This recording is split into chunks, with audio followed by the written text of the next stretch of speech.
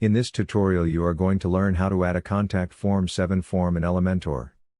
First, create the form using the Contact Form 7 plugin and then copy the shortcode of that form. Once you have copied the shortcode of the form, edit the page with Elementor on which you want to place this form.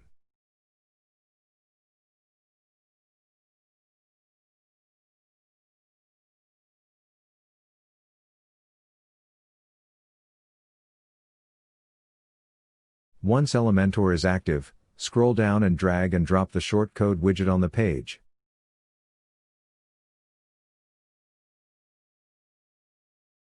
Now, paste the form shortcode in the Enter Your Shortcode field on the left side widget settings panel.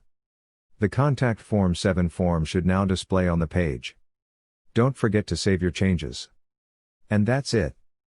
That is how you can add a form created with Contact Form 7 plugin to a page using Elementor. Okay.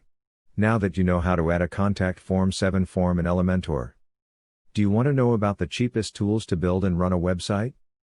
I have created Website Builder's Toolbox that will give you this list of cheap tools. Click the link below this video to get the Website Builder's Toolbox.